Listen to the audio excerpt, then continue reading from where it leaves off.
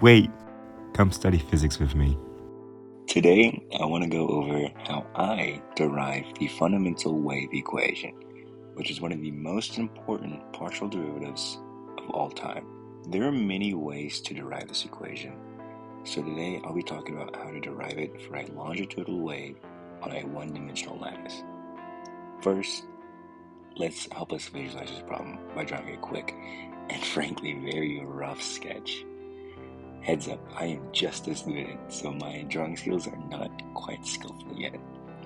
So along some spring, we'll go ahead and draw some particles, where the filled-in ones are the current position, while the dotted show the equilibrium particle position.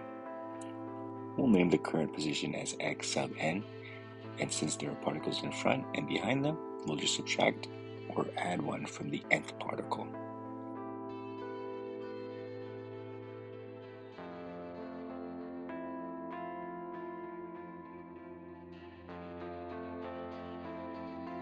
Now, between the equilibrium position and the current position, there is some displacement that we'll call y sub n. Same rule for the current position. We'll go ahead and add or minus 1, depending on if it's in front or behind. Now, in the equilibrium position for the nth term, we find it by multiplying the length by the nth term.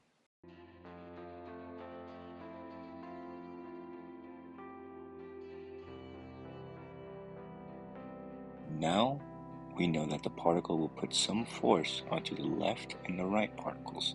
Now we'll call them force R and force L for left and right. Now, we want to write what we absolutely know, and that's force equals mass times acceleration.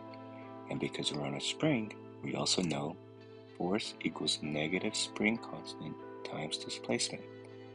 And lastly, the total force will equal to the sum of force L plus force R.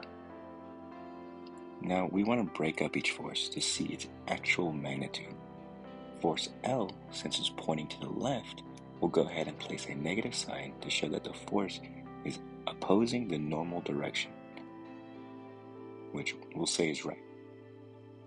And now for this case, the displacement of the particles is from x sub n minus x sub n minus 1 minus the length. For force R, the force is to the right, so we won't change the sign. But displacement for this will be x sub n plus 1 minus x sub n. And again, we're going to minus the length. Now that we have these, we can go ahead and add up these together and see what it looks like. We get this lengthy equation where our nth lengths cancel each other out.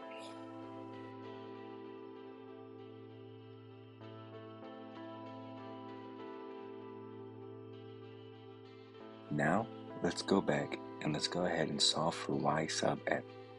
We know this is equal to the displacement of a single particle, so it's quite easy and quick to solve. And it's just the particle's position minus its equilibrium position, which is n times L. For now, let's go ahead and solve for the particle where the displacement is equal to y sub n plus 1. We want to go ahead and derive this equation with respect to n. So partial y with respect to n will equal to x sub n plus 1 minus x sub n minus length, which should look very shockingly familiar to you if you go ahead and look at our right force magnitude. Now let's go ahead and derive the equation once more with respect to n, which will give us x sub n plus 1 minus x sub n minus x sub n and plus x sub n minus 1. And since the length isn't reliant on n, it goes away. This equation once more should look very familiar, since this is the total displacement when we added both forces together. So let's go ahead and rewrite this equation with that replacing our displacement.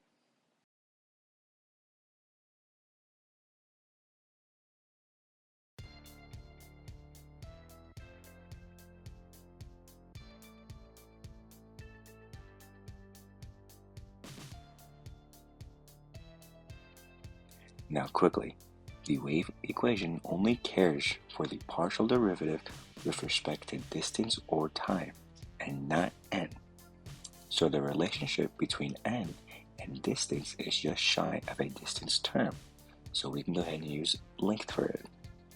So quickly solving for the double partial derivative of y with respect to n, we get L squared times the double partial derivative of y with respect to x. Now going back to our first equation, we know force equals mass times acceleration, where hopefully you know you get acceleration by just deriving y twice with respect to time. Now, finally plugging everything in, k times L squared times the double partial derivative of y with respect to x is equal to mass times the double partial derivative of y with respect to time. After we rearrange this equation, we want to isolate the double partial derivative of y with respect to time, so we'll just divide by the mass term. Now finally, this equation should be extremely familiar with just one difference. That difference is just replacing the spring constant times length squared divided by mass to velocity squared. So we finally end with the beautiful and very fundamental equation, double partial derivative of y with respect to time minus velocity squared times the double partial derivative of y with respect to x, which all equals 0, where we will say velocity is the square root of the spring constant times length squared with mass divided. And that is how you derive the wave equation for longitudinal waves on a one-dimensional lattice. There are many ways people derive this equation, so please let me know if you take any other assumptions I did not make that you would. I hope you learned just a little bit from this video and can do this on your own. Thank you for studying with me. Bye.